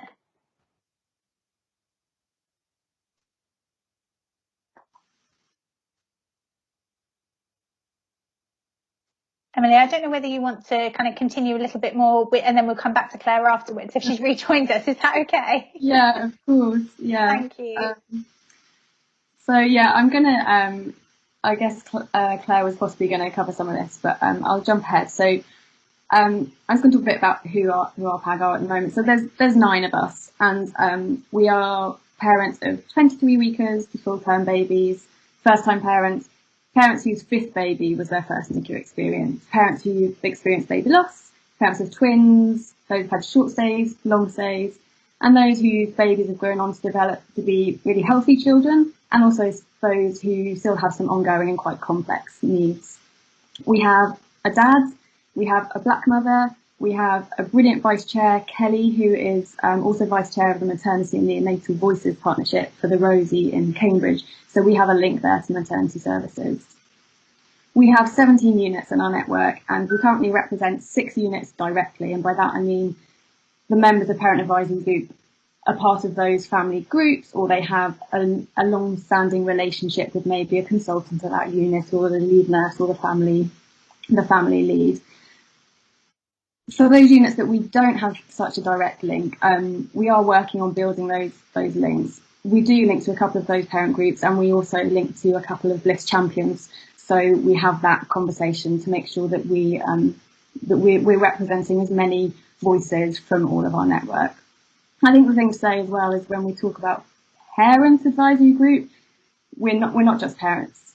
We're inclusive of whoever the primary carers are. So it could be biological parents, non-biological parents, partners, support people, whoever it is, whoever that family unit is, has gone through this neonatal journey with their baby. I think we represent well at the moment, but it's definitely one of our ambitions is to do better and to gradually build on the PAG members in terms of recruitment, trying to work to really represent all families on our network, and that covers different social backgrounds, carers, more ethnicities, different genders, different sexualities, so that we can really feel like our voice can advocate for all the different people that experience a neonatal journey. One of the things that Claire started talking about was at the very beginning we had a meeting with the Northwest, with some of the members of the Northwest Parent Advisory Group, because their group, it's split into 3 now, I think, but they've been going for years, and it's really amazing the work they've done. And it felt really helpful to me as a chair to have that initial meeting with a group who's already established, to just kind of understand how they set up, how they work, the things that work for them. And so that was a really useful thing in the process of starting our PAG. So I'm going to share a bit about why all our PAG members wanted to get involved, because I think that feeds into answering the question that Chelsea proposed to me, which was about why we think PAG involvement in developing neonatal services at OD and level is important. So the first meeting we all shared our stories, and the kind of general common thread was about how almost all of us have experienced some incredible care that we are grateful for and which ultimately saved the lives of our babies. But almost all of us also experienced some care that left us feeling upset and helpless and not recognised as parents, or that the traumatic experience we were going through wasn't really acknowledged. And so we all felt we were in it to share our experience at a level in which we could help trigger an improvement of care for other families. One of the things I asked in that first meeting was for people to give one piece of advice that they would give to any family stepping onto a neonatal unit today. And almost everyone said it was about advocate, be your child's advocate, speak up for your child, don't be scared to ask questions.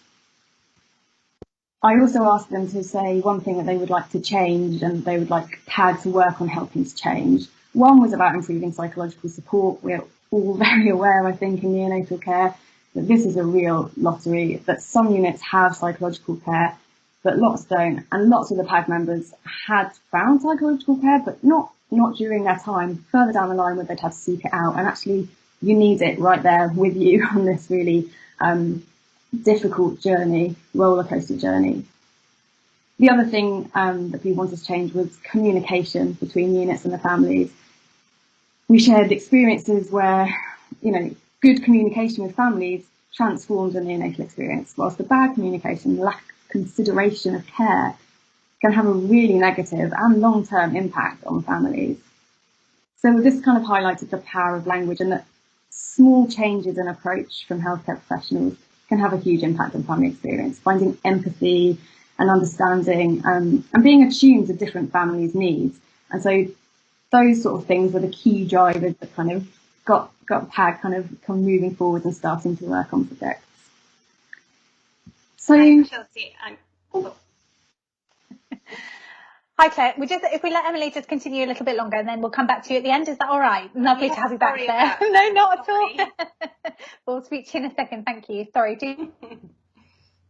So I'll talk a bit about what we've done so far. So I think we work kind of in 2 ways. Firstly is a response to requests we get from the ODN. So they might ask for our involvement in a certain project, or ask us to review some documents or attend meetings.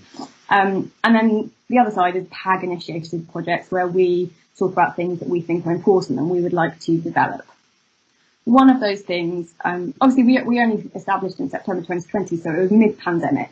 And of course we'd all been through a NICU experience and the difficulties and challenges of that. But of course this pandemic has highlighted in Bliss's, incredible, heartbreaking lockdown report, was that this brought a whole new level of devastation to neonatal journey. And that as a parent advisory group, we wanted to try and do something to minimise the trauma that families were going through from being separated from their babies and the very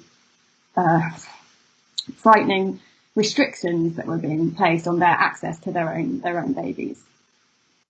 And we wanted this to be a simple document that was for healthcare professionals that would help them support families during this time. And I think it's definitely also got a longer term value. It's not just for a pandemic, because all of the things in it are simple things that are going to help families ultimately. We also wanted things to be simple. We knew that everyone's having a very difficult time. No one wanted a big new workload. It wasn't about projects that were going to cost any money. It was about simple, cheap things that were going to make a difference. So one of the things, for example, on the list was our network had funded recreating all of our units, which was amazing. And so that was definitely a value for parents, but we were concerned about the babies. The babies didn't benefit from recreate.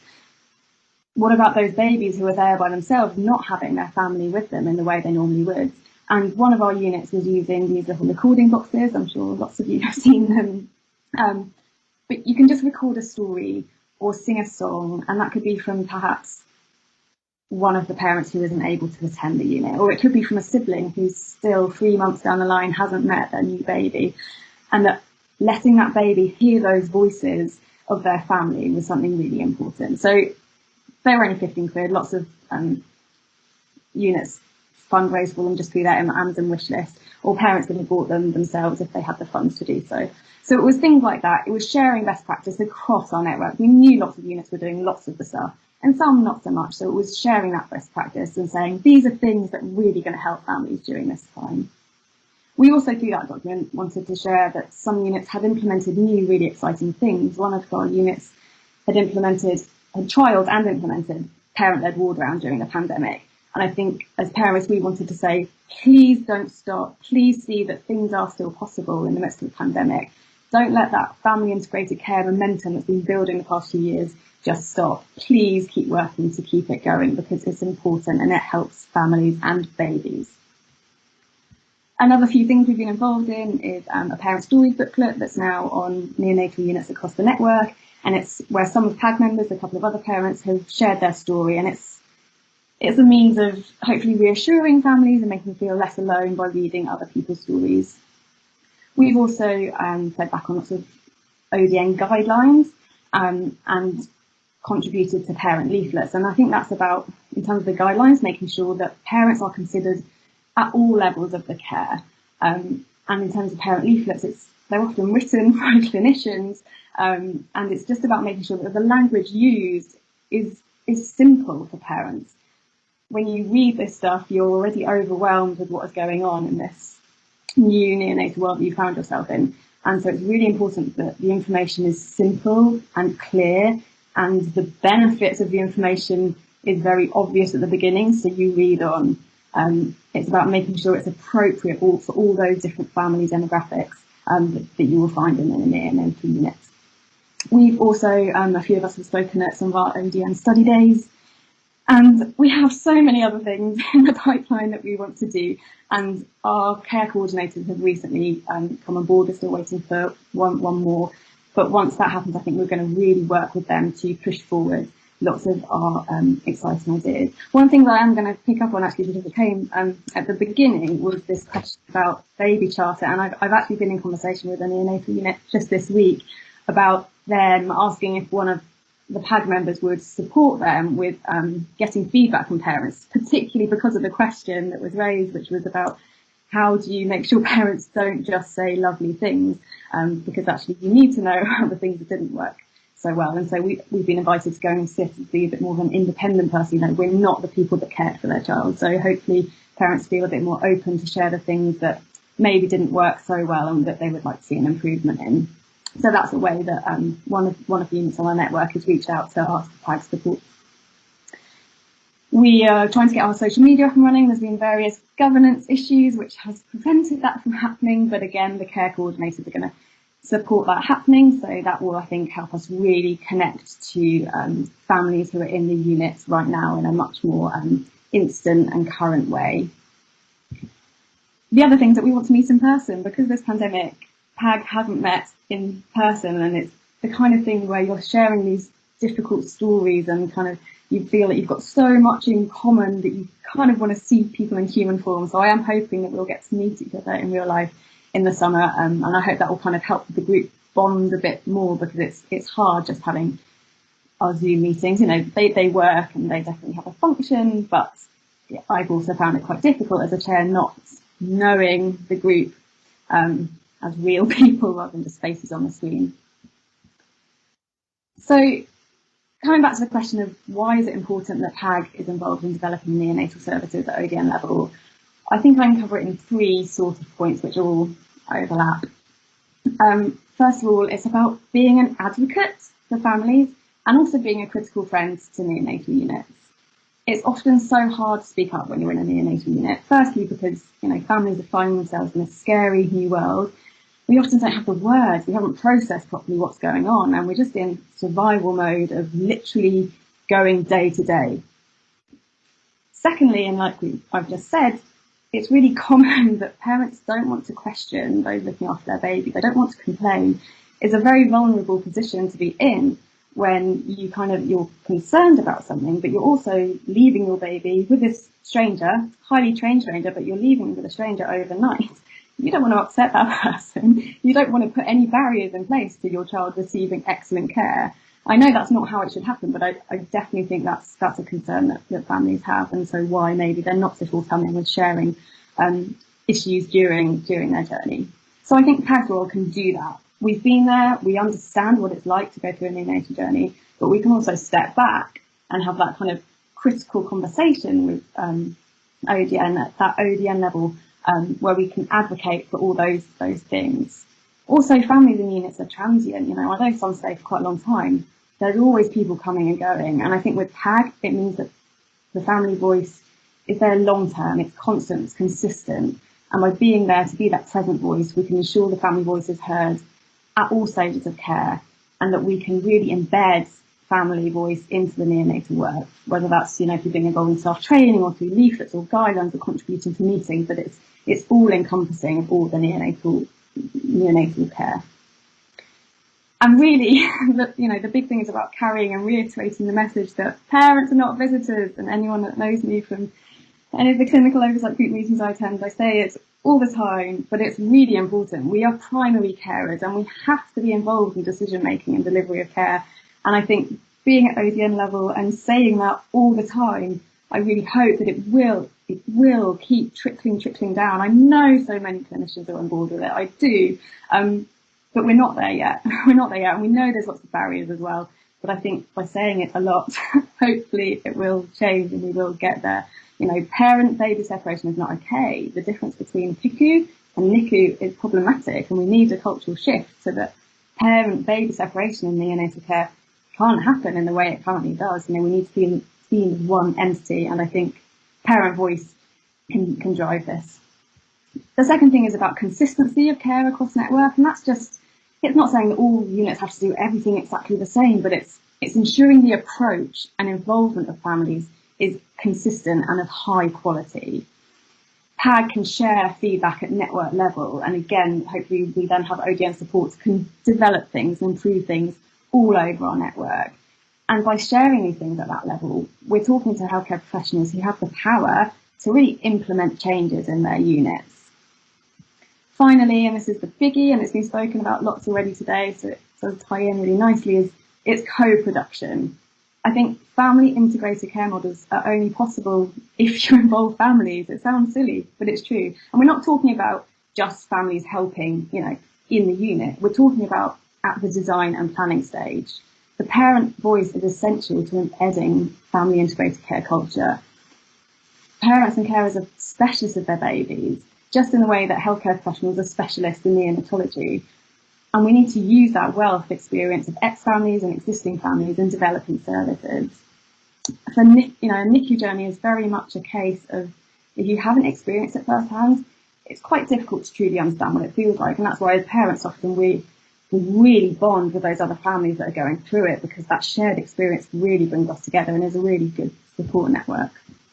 We know that family integrated care is powerful, and there's strong and increasing evidence that family integrated care is not only a nice thing for families, but it's far more than that. It leads to better outcomes. Babies thrive, they discharge earlier. It supports them developmentally, it develops a family bond, it improves baby and family mental health. The right communication and collaboration with families that's being attuned to their needs will have a positive effect on the parental journey that will bring lifelong benefits to the baby and that family relationship. So what I hope is that involving PAGs at ODN level will really help facilitate true co-production and collaboration of families and healthcare professionals working really closely together in developing family integrated neonatal care. And the reason that is important is because that's going to have the best outcomes for babies. And I think that should be, or is, the ultimate goal for all of us. Myself and PAG members, we really care about families going through a neonatal journey, because we've seen firsthand what a difficult environment it is, and we've seen the power of being involved and how that can transform your journey. So I hope that by using our voice at ODN level, we can improve future families' experiences of neonatal care across our whole network. That's me. Thank you for your time. I'll pass back to Claire now, and then I think we can have some questions. That'd be great. Thank you very much. Thank you so much, Emily. And yeah, Claire, over to you, and then I'll try and take us through a few questions. Thank you. Lovely. Hi everybody, can you all hear me? I'm sorry for dipping out there, I don't know what happened there. So I'll just start again, but really just to say thank you to Emily, because our ODN is a very different ODN now. We have PAG involvement, and it really is making a difference to the care that we deliver across the network. So thank you very much to Emily and the team. So I think I just about got to the point where I said I put a tweet out for recruitment. So this is how we set about doing it. So I put a tweet out asking for parents who were interested in making a difference to neonatal care. And I was absolutely inundated by expressions of interest. Probably in excess of 50 emails went into our generic ODN email account. So that just gives you an idea of how many parents are out there who are interested in sharing their experiences. But what we had to whittle down was, out of all of those parents, who would be suitable to take on the role or to become a member of the parent advisory group. Because you have to remember, this is not a peer support group, it's an advisory group. So we had to be very careful about the membership.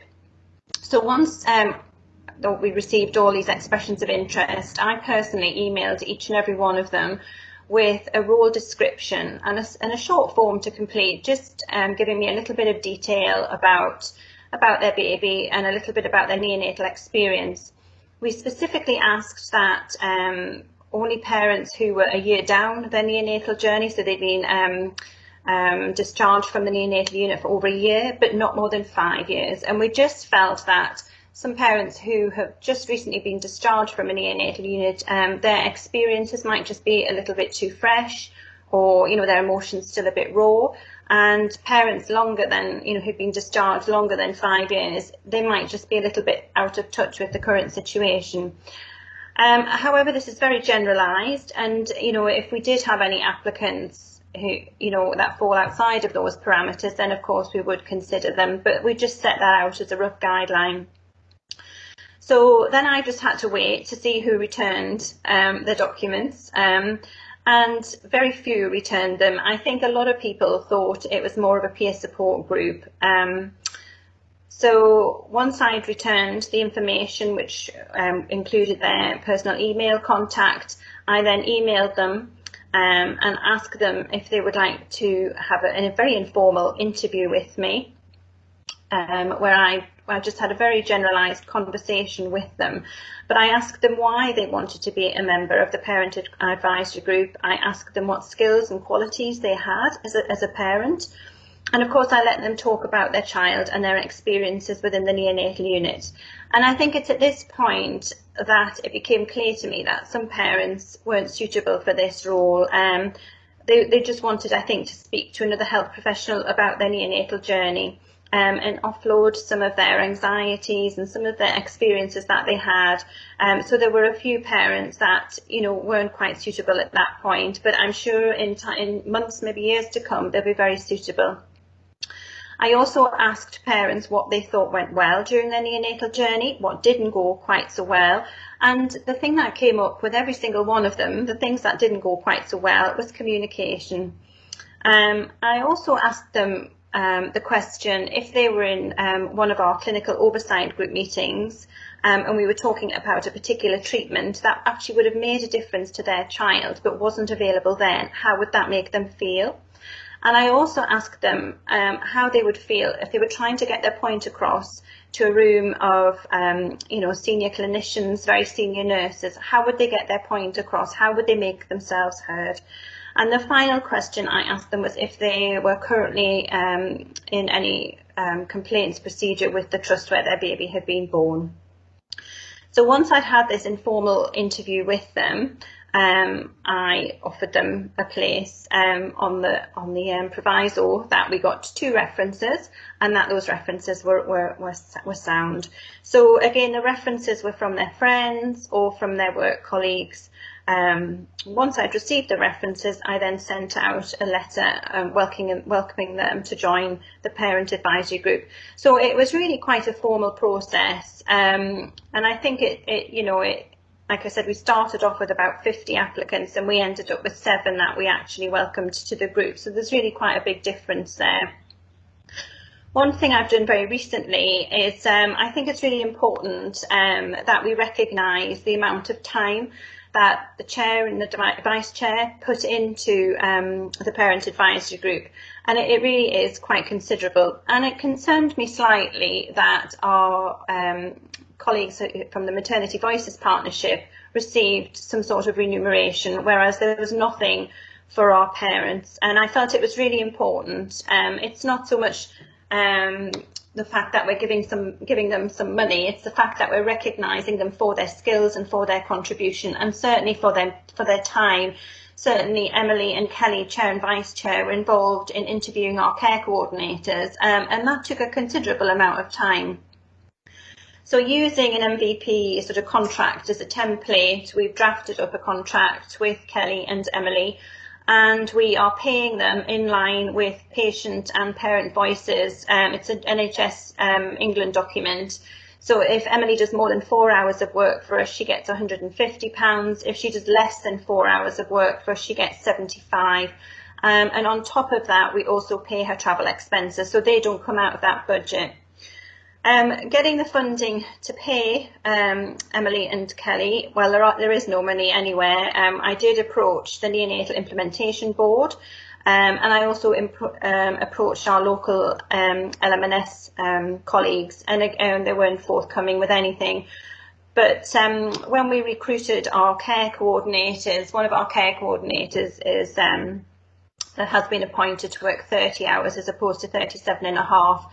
So we have some funding left over, so we're using that funding to pay our Parent Advisory Group. And I think it's really important that you do consider paying them, because, how can we pay our MVP and not our PAG? And, you just heard Emily speaking, the amount of work that she does is astonishing, and she should be recognised for that. So for those of you who are listening who haven't quite considered that, I'm more than happy to help you with that, and I'm more than happy to help you with any of the documentation we used. More than happy to share that. So if anyone got any questions, that would be great. Fantastic. Thank you so much to you both. And I think there were a few technical questions about recruitment, Claire. So I think you probably answered some of those, which is great. So thank you for going into that in a bit more detail.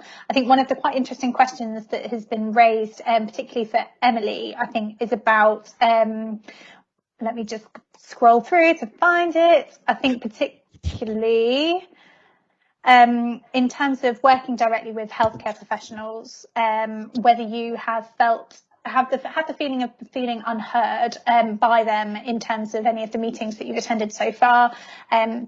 Rachel's comment is that she's noticed that in some groups, some clinicians want evidence for points that are being made and feel like sometimes parent voice alone is not enough. I know PAG's quite new, but I wondered whether you had any thoughts on that at all. Yeah, no, I mean, I'm aware that those things happen. I feel lucky. I mean, maybe I'm just not aware of it, but so far when I attend our clinical oversight group meetings, I always feel very welcome and I feel very listened to.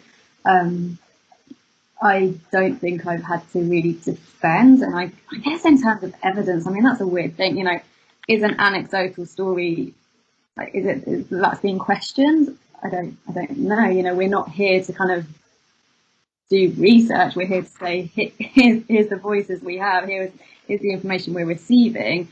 Yeah, I don't really know how to answer that because I haven't. I feel very lucky and supported. I think, you know, having Claire and Liz from the ODN who have both, you know, they're really on board with us. They really support us. So I guess having that and having their voice to back up what we do and say is really important. I guess that shows that, you know, you need that collaboration, you need that co-production with, you know, a bit of trust between us.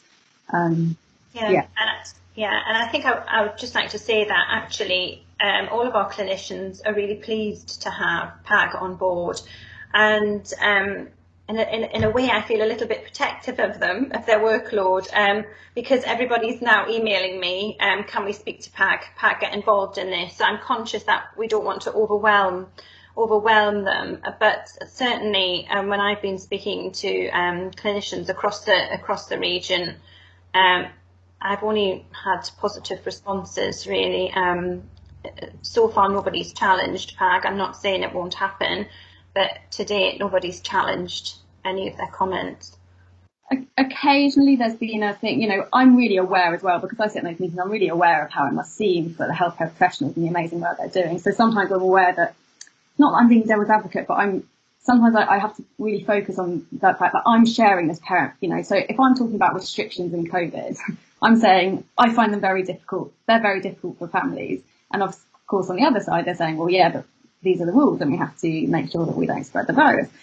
But it's not really my role to care about that. It's my role to say that this is how it is from a parent's point of view. How can we work together to minimise that disruption? What do we need to put in place to lift those restrictions so that a mother and father, or whoever the two parents are, can see their baby? So there's definitely a bit of, not conflict, you know, that's healthy, that's how it works, isn't it? But there's definitely those two sides where, you know, I have to be careful that I'm sharing the parent voice, even though I'm respectful of how it must be on the other side.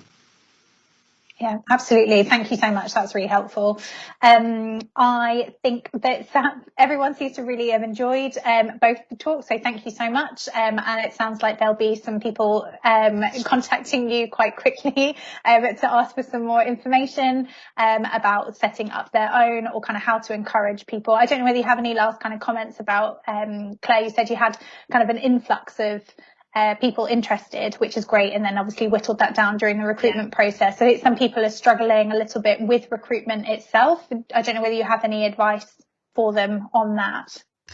I think just persevere, just keep persevering, and I'm sure, you know, we'll have discussions with Emily soon to maybe put a call out for some further members. I'd rather get the right parent in the group rather than just recruit anybody who's, you know, expressed an interest. It's really important that, you know, you do get the right type of parent who's further enough down the journey to be, I guess, objective and sort of put their own personal emotions aside, you know, when we're discussing some things. But I think it is just perseverance, and I think, you know, it is difficult to recruit, you know, and I'm conscious that we need to recruit more from some of our ethnic minorities as well, and it's how do we reach those families. So there is still lots of work to be done. We are in very early stages, but it's very, very positive. It's very positive. Great, thank you so much. Yeah, I think we're seeing more and more parent advisory groups coming up through into different regions, which is really exciting. And I think it's really helpful to kind of hear from you both, from both sides, from the region, but also from Emily's side about how that all works. So yeah, huge thanks again for your insights, both. So I think we are kind of bang on time, which is excellent. I'm kind of quite impressed with that planning. Yeah, brings us to the end of our first Bliss Baby Charter webinar. I just want to say a couple of thank yous. That is, of course, to our speakers, Neil, Kirsten, Claire, Emily and Claire, for their time and for their insights. It's been a really interesting afternoon. Of course, to our sponsors, Water Wipes, and for Claire for obviously giving us a bit of a rundown about the product.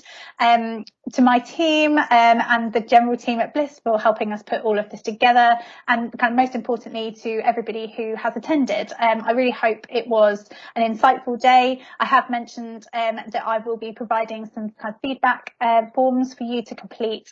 Please do share that with us. Kind of your feedback is really important so that we can make sure that future events like this are bigger and better, as I mentioned at the beginning. Please do check your junk folders in case it lands in there. I know a few people struggle with that with the link for today. And of course, CPD certificates will be sent following us receiving that feedback from you. So we'll be delighted to kind of send those across, but we would like some feedback from you initially, please. We are hoping to hold another of these in September. Which will feature a different theme. So we'll keep you updated with that. If there's anything in particular you'd like us to try and cover in future, please again feed that back to us. Our Baby Charter email address hopefully is on the screen for you now so that you can get in touch with us directly. We're always happy to take feedback and try and support you as much as possible. That's what we're trying to do and trying to deliver. So there we go. I can just see that it's been put up live. Thank you, Ollie. So yeah.